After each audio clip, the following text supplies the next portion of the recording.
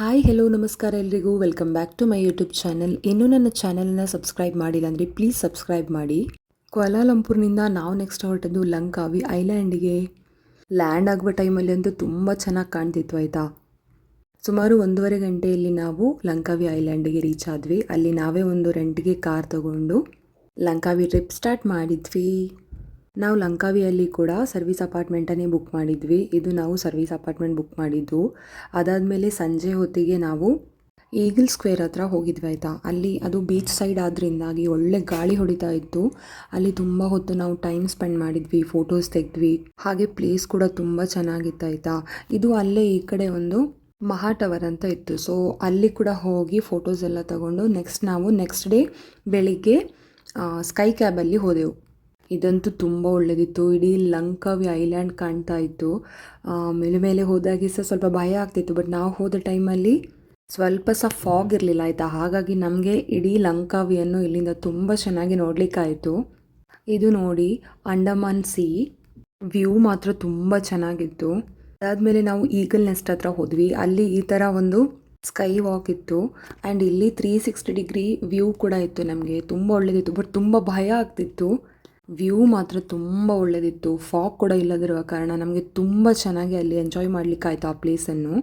ಇದಕ್ಕೆ ನಾನು ಅತ್ತೆ ಮಾವ ಹೋಗಿದ್ದೆವು. ಅಂದರೆ ಚಿಕ್ಕ ಮಕ್ಕಳನ್ನು ಬಿಡೋದಿಲ್ಲ, ಅದಕ್ಕೋಸ್ಕರ ನನ್ನ ಗಂಡನಿಗೆ ಬರಲಿಕ್ಕಾಗಲಿಲ್ಲ. ಸೊ ನಾವು ಹೋಗಿದ್ದನ್ನೆಲ್ಲ ತುಂಬ ಎಂಜಾಯ್ ಮಾಡ್ಕೊಂಡು ಬಂದ್ವಿ. ಇಲ್ಲಿ ನೆಲ ನೋಡುವಾಗ ಮಾತ್ರ ಸಿಕ್ಕಾಪಟ್ಟೆ ಭಯ ಆಗ್ತಿತ್ತು ಆಯಿತಾ.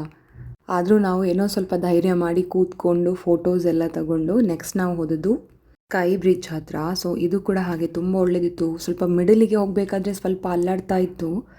ಆಮೇಲೆ ಅಲ್ಲಿಂದ ಸಹ ಹಾಗೆ ವ್ಯೂ ಮಾತ್ರ ತುಂಬ ಒಳ್ಳೆಯದಿತ್ತು ಎಲ್ಲ ಕಡೆಯೂ. ನೀವು ಯಾರಾದರೂ ಲಂಕಾವಿಗೆ ಹೋದರೆ ಈ ಪ್ಲೇಸನ್ನು ಮಿಸ್ ಮಾಡಲೇಬೇಡಿ, ತುಂಬ ಚೆನ್ನಾಗಿದೆ. ನಾವು ಎಲ್ಲ ಕೂಡ ಪ್ರೀ ಬುಕ್ಕಿಂಗ್ ಮಾಡಿಯೇ ಹೋಗಿದ್ವಿ. ಆಮೇಲೆ ಕೆಳಗಡೆ ಬಂದ ಮೇಲೆ ನಾವು ಹೋಗಿದ್ದು 3D ಪ್ಯಾರಡೈಸಿಗೆ. ಸೊ ಇದು ಸಹ ಹಾಗೆ ಇಲ್ಲಿ ಒಂಥರ ಒಳ್ಳೆ ಮೂವಿ ಟೈಪಲ್ಲೆಲ್ಲ ಹಾಕಿದ್ರು. ಇದೊಂದು ಸ್ವಲ್ಪ ನನಗೆ ಬೋರ್ ಅನ್ನಿಸ್ತು.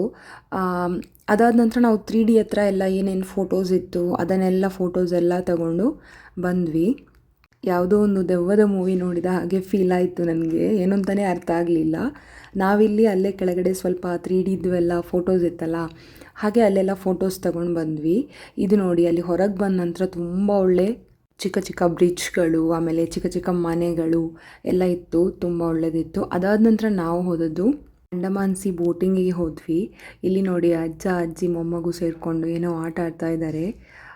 ಇದು ನಾವು ಚಿಕ್ಕದಿರಬೇಕಾದ್ರೆ ಆಟ ಆಡ್ತಿದ್ದೇವಲ್ಲ, ಅಟ್ಟ ಮುಟ್ಟ ಆ ಥರ. ಅದು ಲಿರಿಕ್ಸ್ ಮರ್ತೋಗಿದೆ ನನಗೆ ಆ್ಯಕ್ಚುಲಿ. ಅದು ಅವ್ರು ಆಟ ಆಡ್ತಾಯಿದ್ರು. ಅದರ ನಡುವಲ್ಲಿ ಇವಳದ್ದು ಬೇರೆ ಏನಾಗ್ತಾ ಉಂಟು, ಅದೇನೋ ಟಿಪ್ ಮೋರ ಆಟ ಆಡ್ತಾ ಇದ್ಲು ಅವಳು. ಸೊ ಇದನ್ನೆಲ್ಲ ಆಟ ಆಡಿಕೊಂಡು ಅಷ್ಟರಲ್ಲಿ ನಮ್ಮ ಬೋಟ್ ಬಂತು ಅಂತ ಹೇಳಿದರು. ನಾವು ಬೋಟ್ ಹತ್ರ ಹೋದ್ವಿ. ನಾವು ಹೋದ ಟೈಮಿಗಂತೂ ಸಿಕ್ಕಾಪಟ್ಟೆ ಬಿಸಿಲಿತ್ತು. ಆದರೂ ಕೂಡ ತುಂಬ ಒಳ್ಳೆ ವೈಬ್ ಇತ್ತಾಯಿತಾ. ನಮಗೆ ಈ ಬೋಟಲ್ಲಿ ಫುಡ್, ಜ್ಯೂಸ್ ಎಲ್ಲ ಕೂಡ ಕೊಟ್ಟಿದ್ದರು. ಇದು ನೋಡಿ ಸ್ವಲ್ಪ ದೊಡ್ಡ ದೊಡ್ಡ ಹಡಗುಗಳು.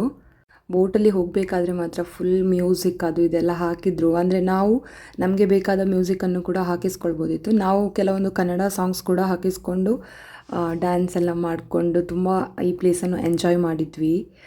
ನಾವು ನೈಟ್ ಹೋಗಿದ್ದವಲ್ಲ ಈಗಲ್ ಪಾರ್ಕ್ ಹತ್ರ. ಸೊ ಅದು ಕೂಡ ಇಲ್ಲಿ ನೋಡಿ ಹೋಗಬೇಕಾದ್ರೆ ಕಾಣ್ತಾ ಇತ್ತು.